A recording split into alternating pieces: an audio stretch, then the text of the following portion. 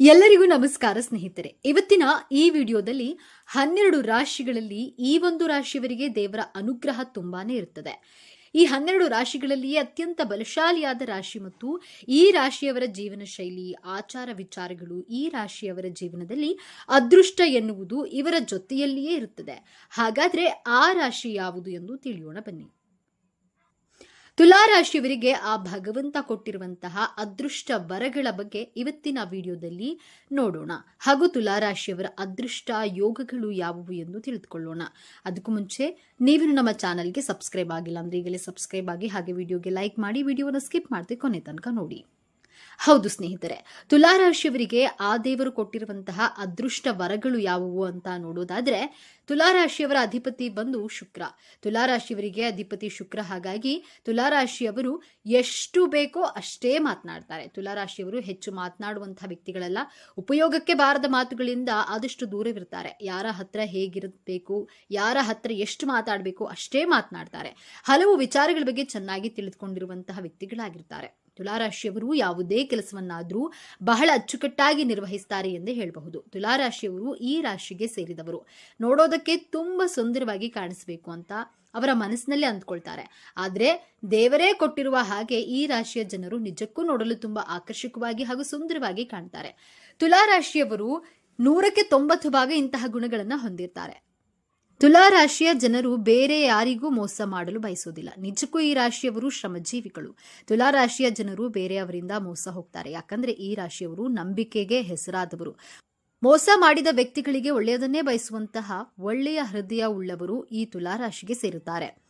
ತುಲಾ ರಾಶಿಯ ಜನರು ಅತ್ಯಂತ ತಾಳ್ಮೆಯಿಂದ ಇರ್ತಾರೆ ಹಾಗೂ ಪ್ರೀತಿಯ ವಿಚಾರದಲ್ಲೂ ಸಹ ನಿಷ್ಠಾವಂತರಾಗಿ ಇರ್ತಾರೆ. ಈ ರಾಶಿಯವರಿಗೆ ಇರುವಂತಹ ಕೆಲವೊಂದಿಷ್ಟು ಕೆಟ್ಟ ಹಾಗೂ ದುರಭ್ಯಾಸಗಳಿಂದ ಮನಸ್ಸಿನಲ್ಲಿ ಸಹ ಚಂಚಲತೆಯನ್ನ ನೋಡಿರ್ತಾರೆ. ತುಲಾ ರಾಶಿಯ ಜನರು ಬೇರೆ ಯಾರಿಗೂ ಬೇಜಾರು ಮಾಡೋದಿಲ್ಲ.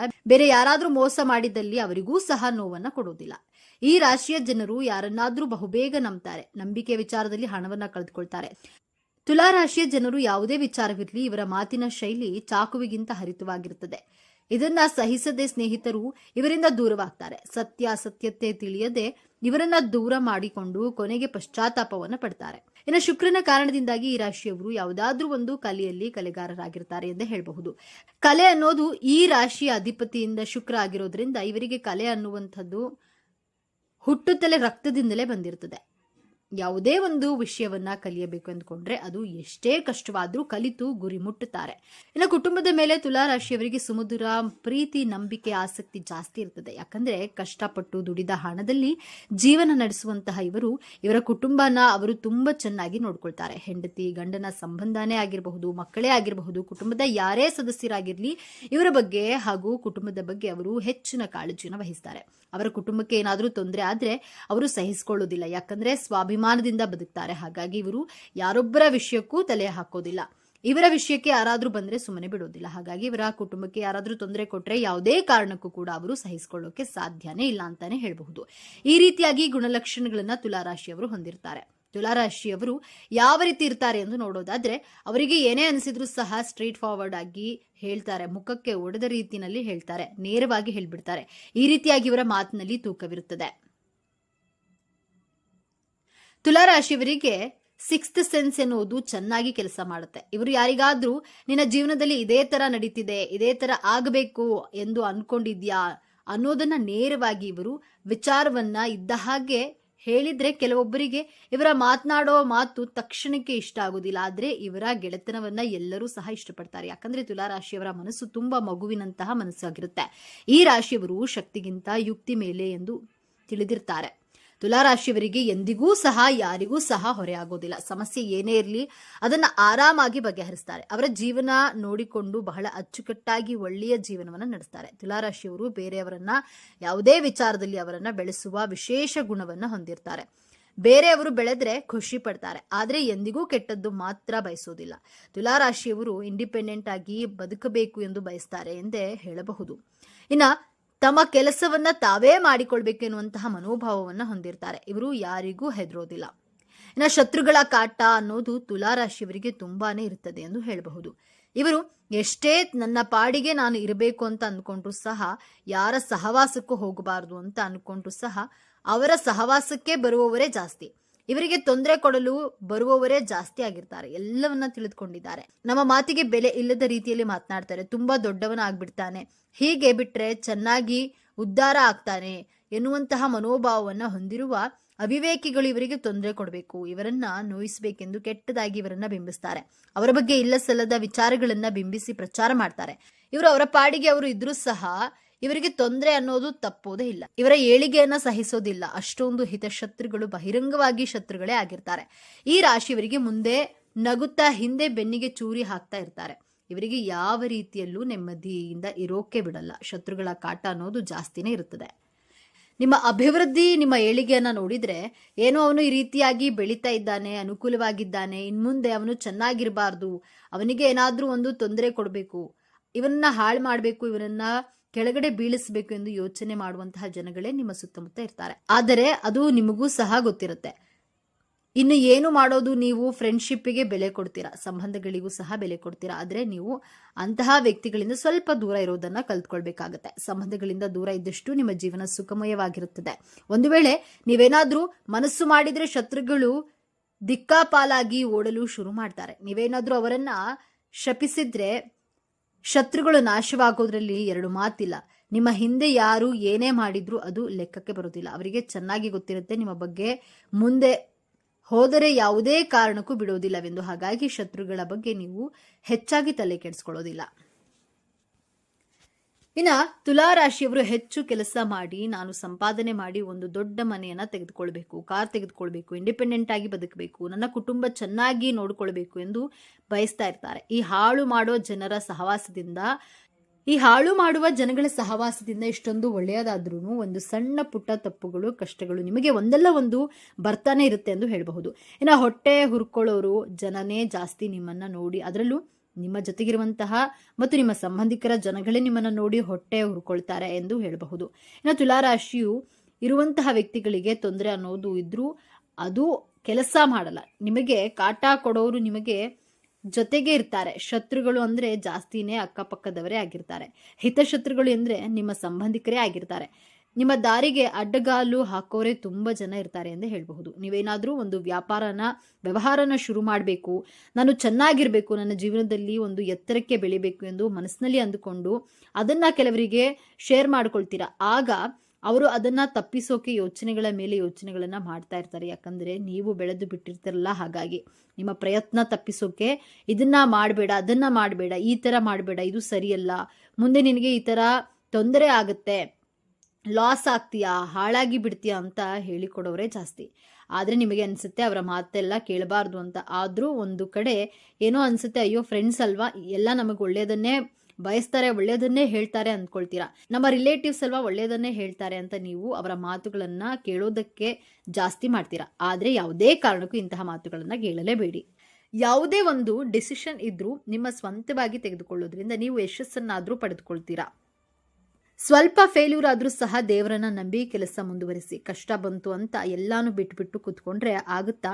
ಮುಂದೆ ಒಂದು ದಿನ ಕಷ್ಟ ಬಂದ್ಮೇಲೆ ಸುಖ ಬಂದೇ ಬರುತ್ತೆ. ಅದನ್ನ ನೀವು ತಲೆಯಲ್ಲಿ ಇಟ್ಕೊಂಡು ಮುಂದೆ ನೀವು ಡಿಸಿಷನ್ ತೆಗೆದುಕೊಳ್ಬೇಕಾಗತ್ತೆ. ತುಲಾರಾಶಿಯವರಿಗೆ ಸ್ವಲ್ಪ ಲೆಕ್ಕಾಚಾರದ ಸ್ವಭಾವ ಇರುತ್ತದೆ. ಯಾವುದೇ ಒಂದು ಕೆಲಸ ಮಾಡಬೇಕು ಅಂತ ಅಂದ್ರೂ ಸಹ ಲೆಕ್ಕಾಚಾರವನ್ನ ಹಾಕೋದು ಜಾಸ್ತಿ. ಲೆಕ್ಕ ಅಂತೂ ಪಕ್ಕಾನೇ ಇವರ ಹತ್ರ ಹೇಳಬಹುದು. ₹1 ಸಹ ಲೆಕ್ಕ ಹಾಕಿ ಇಡುವಂತಹ ಬುದ್ಧಿನ ಹೊಂದಿರ್ತಾರೆ. ಅಂದ್ರೆ ಇವರು ಜಿಪುಣರು ಅಂತ ಹೇಳೋಕ್ಕಾಗಲ್ಲ. ಲಾಭ ನಷ್ಟದ ಬಗ್ಗೆ ತುಂಬಾ ಯೋಚನೆ ಮಾಡ್ತಾರೆ ಎಂದೇ ಹೇಳಬಹುದು. ಯಾವುದೇ ರೀತಿ ಇವರು ಸ್ವಂತದವರೇ ಆಗಿರ್ಲಿ, ಸ್ನೇಹಿತರೇ ಆಗಿರ್ಲಿ ಖರ್ಚು ಮಾಡಿಬಿಡ್ತಾರೆ. ತುಲಾರಾಶಿಯವರು ಬೇರೆಯವರಿಗೆ ಸಹಾಯ ಮಾಡುವ ಗುಣವನ್ನ ಹೊಂದಿರ್ತಾರೆ. ಅವರಿಗೆ ಕೆಲಸ ಮಾಡಿದ್ರೆ ನನಗೆ ಲಾಭ ಆಗುತ್ತಾ, ಇವರಿಗೆ ಕೆಲಸ ಮಾಡಿದ್ರೆ ನನಗೆ ನಷ್ಟ ಆಗುತ್ತಾ, ಹಾಗಾದ್ರೆ ಈ ಕೆಲಸದಲ್ಲಿ ನನಗೆ ನಷ್ಟ ಆದ್ರೆ ಈ ಕೆಲಸನ ನಾನು ಮಾಡಲೇಬಾರದು, ಲಾಭ ಆಗೋ ತರ ಮಾತ್ರ ಕೆಲಸ ಮಾಡಬೇಕು ಎಂದು ಯಾವತ್ತೂ ಸಹ ಯೋಚನೆ ಮಾಡುವುದಿಲ್ಲ. ತುಲಾರಾಶಿಯವರು ಹಣಕ್ಕಿಂತ ಸ್ನೇಹ ಹಾಗೂ ಸಂಬಂಧ ಮುಖ್ಯವೆಂದು ಭಾವಿಸ್ತಾರೆ. ಒಂದು ಫೇಲ್ಯೂರ್ ಅಂತ ಮಾಡ್ಕೊಳ್ಬಾರ್ದು ಅಂತ ಜೀವನದಲ್ಲಿ ಕಷ್ಟಪಟ್ಟು ಕೆಲಸ ಮಾಡ್ತಾರೆ. ಎಷ್ಟು ಖರ್ಚು ಮಾಡಬೇಕು ಅಷ್ಟು ಮಾತ್ರ ಖರ್ಚು ಮಾಡ್ತಾರೆ. ಆಡಂಬರ ಅನ್ನೋದು ಇವರ ಇತಿಹಾಸದಲ್ಲೇ ಇಲ್ಲ. ಎಲ್ಲಾ ರೀತಿ ಜೀವನದಲ್ಲೂ ಆಡಂಬರ ಬೇಕು, ನನಗೆ ಅದು ಬೇಕು, ಇದು ಬೇಕು, ಇಲ್ಲದೆ ಇರೋದನ್ನೆಲ್ಲ ಆಸೆ ಪಡುವಂತಹ ವ್ಯಕ್ತಿಗಳು ಇವರಲ್ಲ. ಎಷ್ಟಿದ್ರೂ ಸರಳ ಜೀವಿಗಳಾಗಿರ್ತಾರೆ. ಆದ್ರೆ ಕಷ್ಟಪಟ್ಟು ಮಾಡಿದ ಕೆಲಸದ ಲಾಭ ಬರಬೇಕು ಅಂತ ಯೋಚನೆ ಮಾಡುವಂತಹ ವ್ಯಕ್ತಿಗಳಾಗಿರ್ತಾರೆ. ಜೀವನದಲ್ಲಿ ಹಣಕಾಸಿನ ಬಗ್ಗೆ ಯಾವುದೇ ರೀತಿಯ ತೊಂದರೆ ಬರಬಾರದು ಎಂದು ಅವರು ಮುಂದೆ ಆಲೋಚನೆಯನ್ನ ಮಾಡ್ತಾರೆ. ಶ್ರೀಮಂತ ಆಗಬೇಕು ಎಂದು ಆಸೆ ಇರುತ್ತೆ, ಆದರೆ ಸ್ವಂತ ಹಣದಿಂದ ದುಡಿದು ಶ್ರೀಮಂತನಾಗ್ತಾರೆ ಎಂದೇ ಹೇಳಬಹುದು.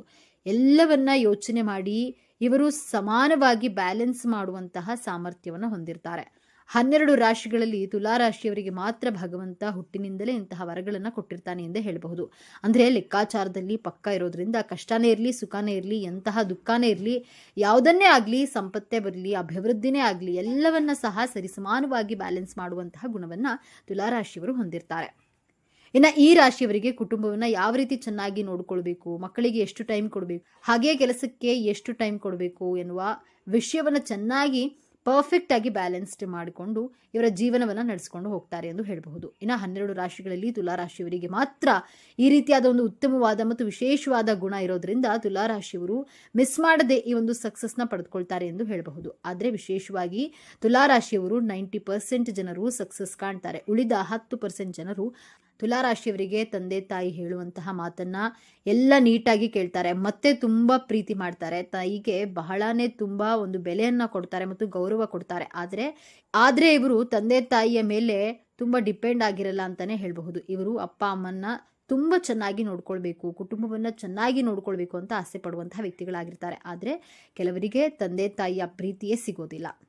ತುಲಾ ರಾಶಿಯವರು ಪ್ರಾಣಿಗಳನ್ನ ಜಾಸ್ತಿ ಇಷ್ಟಪಡ್ತಾರೆ, ಮತ್ತೆ ಇವರ ದಾಂಪತ್ಯ ಜೀವನ ಸಹ ಅದ್ಭುತವಾಗಿರುತ್ತೆ. ಹೊಂದಾಣಿಕೆಯಲ್ಲಿ ತುಲಾ ರಾಶಿಯವರು ಪಕ್ಕ ಅಂತಾನೆ ಹೇಳಬಹುದು.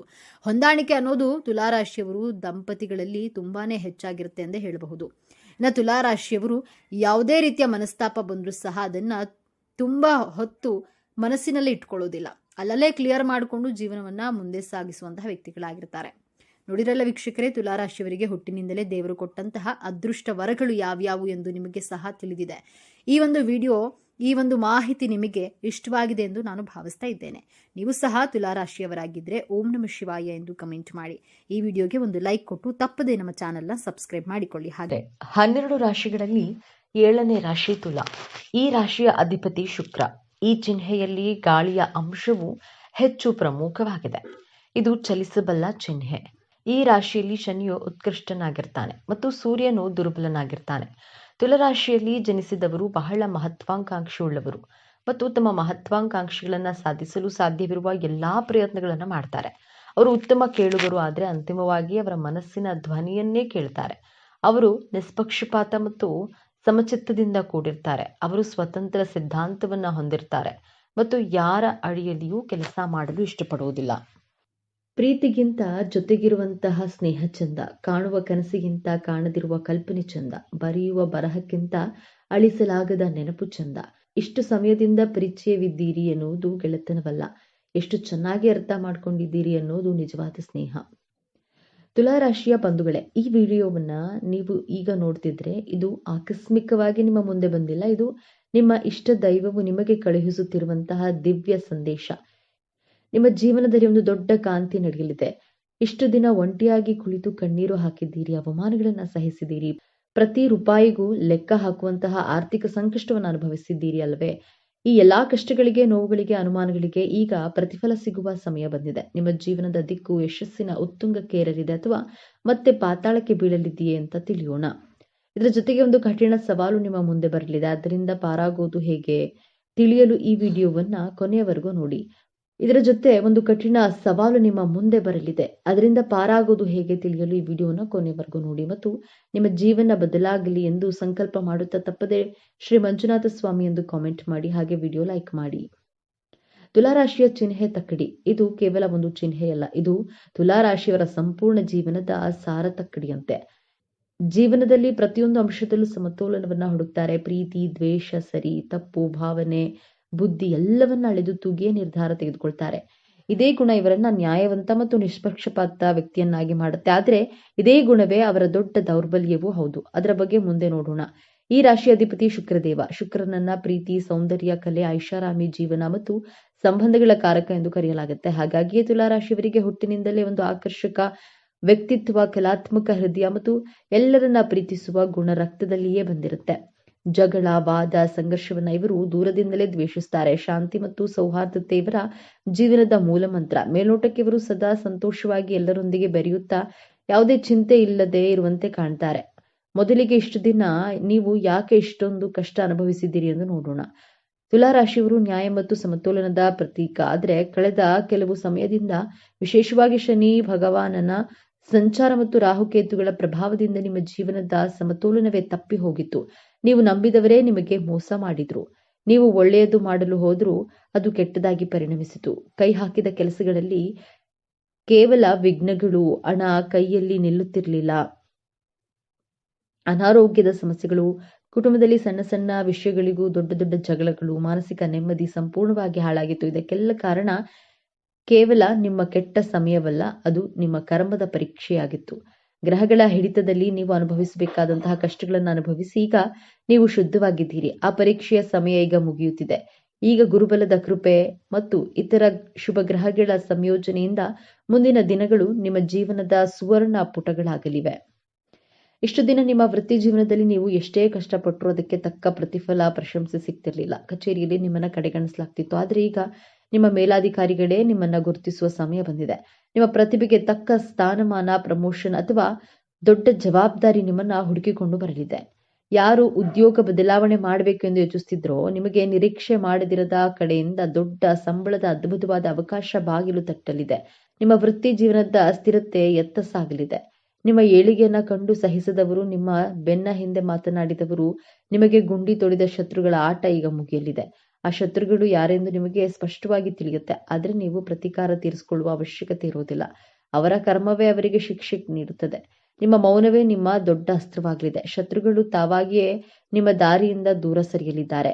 ದಾಂಪತ್ಯದಲ್ಲಿ ಬಿರುಕು ಮೂಡಿತ್ತು. ಸಣ್ಣ ಸಣ್ಣ ಮಾತುಗಳು ದೊಡ್ಡ ದೊಡ್ಡ ಜಗಳಕ್ಕೆ ಕಾರಣವಾಗ್ತಿದ್ದವು.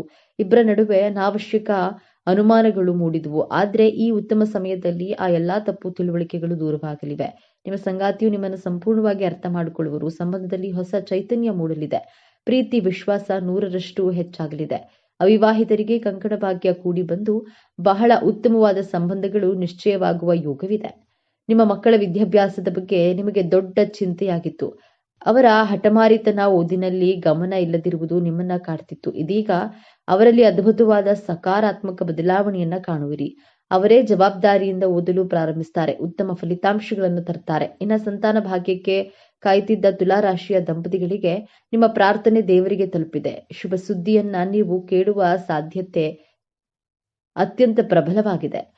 ವರ್ಷಗಳಿಂದ ನಿಮ್ಮನ್ನ ಕಾಡುತ್ತಿದ್ದ ಆ ಕೋರ್ಟು ಕೇಸು, ಆಸ್ತಿ ವಿವಾದ ಅಥವಾ ಯಾವುದೇ ಕಚೇರಿ ಸಂಬಂಧಿತ ತೊಂದರೆಗಳು ಈಗ ಅಂತ್ಯ ಕಾಣಲಿದೆ. ಈ 45 ದಿನಗಳಲ್ಲಿ ನಿಮಗೆ ಆಶ್ಚರ್ಯವಾಗುವ ರೀತಿಯಲ್ಲಿ ಈ ತೀರ್ಪು ನಿಮ್ಮ ಪರವಾಗಿ ಬರಲಿದೆ ಅಥವಾ ಕೋರ್ಟಿನ ಹೊರಗಡೆ ಅತ್ಯಂತ ಸೌಹಾರ್ದಯುತವಾಗಿ ಸಮಸ್ಯೆ ಬಗೆಹರಿಯಲಿದೆ. ನ್ಯಾಯದೇವತೆಯೇ ಆಗಿರುವ ತುಲಾ ರಾಶಿ ನಿಮಗೆ ಈಗ ನಿಜವಾದ ನ್ಯಾಯ ಸಿಗಲಿದೆ. ನೀವು ಕಷ್ಟದಲ್ಲಿದ್ದಾಗ ಸಹಾಯ ಮಾಡಿದ್ದೀರಿ, ಆದರೆ ಆ ಹಣ ವಾಪಸ್ ಬಾರದೆ ನೀವು ಮತ್ತಷ್ಟು ಸಂಕಷ್ಟಕ್ಕೆ ಸಿಲುಕಿರ್ತೀರಿ. ನೀವು ಕೊಟ್ಟ ಹಣವನ್ನ ಮರೆತೇ ಬಿಟ್ಟಿದ್ದೀರಿ. ಆದರೆ ಈಗ ಯಾರು ನಿಮಗೆ ಹಣ ವಾಪಸ್ ಕೊಡಬೇಕಿತ್ತೋ ಅವರೇ ನಿಮ್ಮನ್ನ ಹುಡುಕಿಕೊಂಡು ಬಂದು ನಿಮ್ಮ ಹಣವನ್ನ ಮರಳಿಸಲಿದ್ದಾರೆ. ಮುಳುಗಿ ಹೋದ ಹಣ ವಾಪಸ್ ಬರುವುದು ಖಚಿತ. ಹೌದು, ನೀವು ಸರಿಯಾಗಿ ಕೇಳಿದ್ದೀರಿ. ನಿಮಗೆ ಅನಿರೀಕ್ಷಿತ ಮೂಲಗಳಿಂದ ಧನಾಗಮನವಾಗಲಿದೆ.